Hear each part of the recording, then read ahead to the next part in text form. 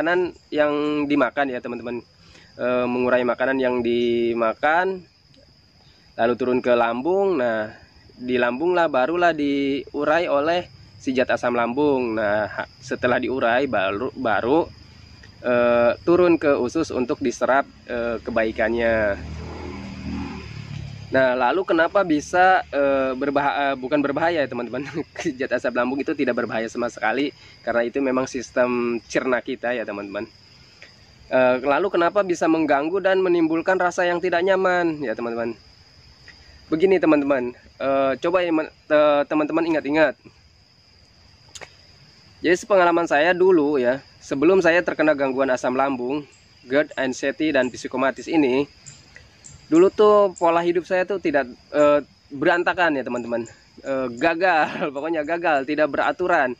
Kadang pagi sarapan, lalu sorenya kalau makan itu nyampe jam 10 malam ya teman-teman. Itu kan tidak bagus ya teman-teman.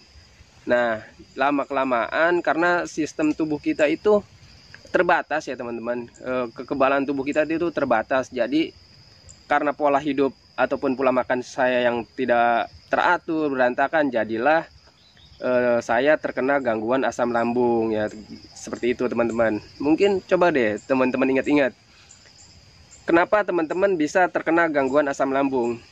Kan sama ya teman-teman, pola hidup ataupun pola makannya tidak terjaga, tidak teratur, berantakan ya teman-teman. Nah, jadi kita terkena gangguan asam lambung. Apakah berbahaya, Mas? Tidak sama sekali teman-teman. Gangguan asam lambung tidak berbahaya sama sekali. Nah, lalu gimana cara mengatasinya? Kembalikan lagi pola hidup kita ya teman-teman. Gaya hidup kita yang berantakan itu perbaiki lagi. Misalkan pola makannya itu dijaga, kita perbaiki lagi. Seperti gimana cara menjaga pola makan? Ya mudah saja teman-teman, simple. Teman-teman itu tinggal memperbaiki pola makan. Misalkan pola makannya dijaga, kayak asupannya, kayak pedas, santan, asam, berlemak lebih, itu dihindari dulu. Kalau misalkan untuk mengembalikan asam lambung kita normal lagi, itu dijaga dulu teman-teman. Kalau misalkan asam lambungnya, pola makannya dijaga, asupannya dijaga, pokoknya yang tadi saya sebutin itu dijaga dulu. That's it teman-teman.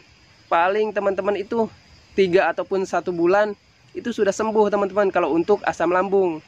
Kalau untuk terkena gangguan asam lambung aja itu 1 bulan sudah sembuh, kalau misalkan teman-teman menjaga pola makannya, menjaga asupannya ya teman-teman.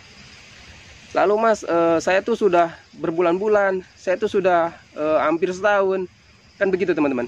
Itu dari cara berpikir teman-teman yang salah ya teman-teman, ataupun cara berpikir teman-teman yang gagal. Nah, lalu gimana memperbaikinya? Simpel saja teman-teman, berpikir normal saja. Nah, lalu apa itu GERD, Mas? GERD itu cuma dampak ya teman-teman. GERD itu cuma dampak dari asam lambung. GERD itu cuma dampak dari asam lambung yang tidak normal. Jadilah kalau dokter kan diagnosanya GERD gitu kan. GERD itu apa ya singkatannya, saya lupa. Pokoknya jangan berpikir rumit aja teman-teman, berpikir simpel saja. Jadi GERD itu karena asam lambungnya tidak normal, menimbulkan gas berlebih, ataupun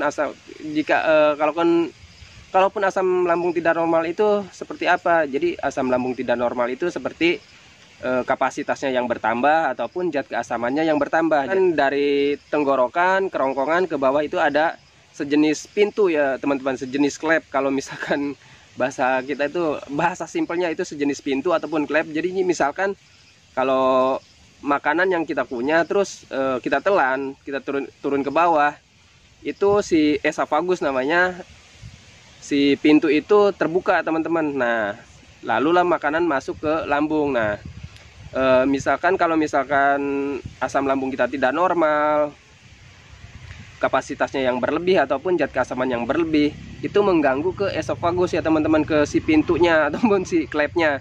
Jadi si klepnya itu mungkin